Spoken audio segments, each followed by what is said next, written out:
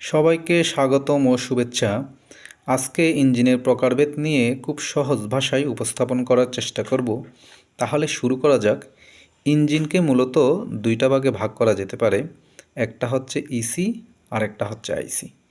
EC means হচ্ছে external combustion engine, অর্থাৎ যে ইঞ্জিনের দহনক্রিয়া ইঞ্জিনের সিলিন্ডারের বাহিরে ঘটে তাকে বলা হচ্ছে এক্সটার্নাল কম্বাশন ইঞ্জিন, সংক্ষেপে ইসি ইঞ্জিন। এর প্রকৃষ্ট উদাহরণ হিসেবে আমরা স্টিম ইঞ্জিনকে বলতে পারি।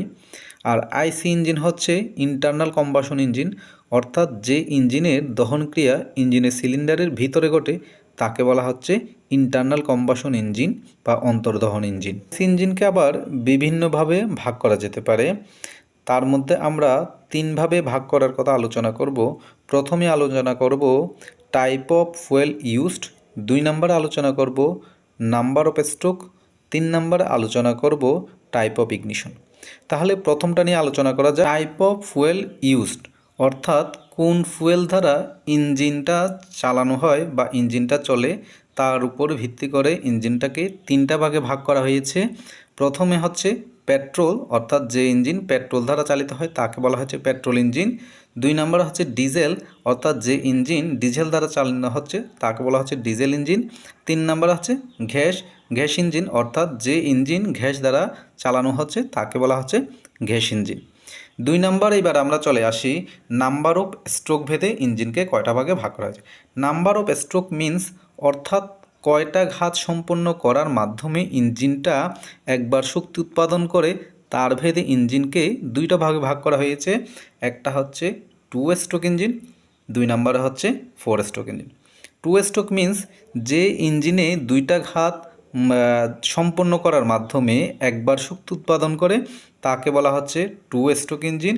আর অন্যদিকে 4 স্ট্রোক ইঞ্জিন বলতে যে ইঞ্জিনে 4টি ঘাত সম্পন্ন করার মাধ্যমে একবার শক্তি উৎপাদন করে তাকে বলা হচ্ছে 4 stroke engine. 2 stroke engine petrol এবং ডিজেল দুইটাই হইতে পারে, 4 স্ট্রোক ইঞ্জিনও পেট্রোল এবং ডিজেল দুইটাই হইতে পারে।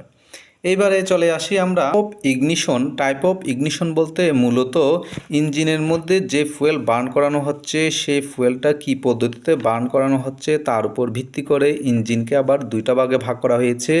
একটা হচ্ছে এসআই ইঞ্জিন আর একটা হচ্ছে CI engine. SI engine means হচ্ছে স্পার্ক ইগনিশন ইঞ্জিন, অর্থাৎ যে ইঞ্জিনের মধ্যে এয়ার প্লাস ফুয়েল মিক্সারকে সংকুচিত এয়ার প্লাস ফুয়েল মিক্সারকে স্পার্ক প্লাগের মাধ্যমে স্পার্ক ঘটিয়ে প্রজ্বলন করানো হয় তাকে বলা হচ্ছে স্পার্ক ইগনিশন ইঞ্জিন। অন্যদিকে সিআই ইঞ্জিন মিন্স হচ্ছে কম্প্রেশন ইগনিশন ইঞ্জিন, অর্থাৎ যে ইঞ্জিনের মধ্যে সংকুচিত বাতাসের মধ্যে ফুয়েল স্প্রে করার মাধ্যমে প্রজ্বলন ঘটানো হয় তাকে বলা হচ্ছে কম্প্রেশন ইগনিশন ইঞ্জিন।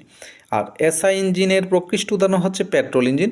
অন্যদিকে সিআই ইঞ্জিনের উদাহরণস্বরূপ আমরা ডিজেল ইঞ্জিনকে বলতে পারি। তাহলে আজকের আলোচনা এই পর্যন্ত।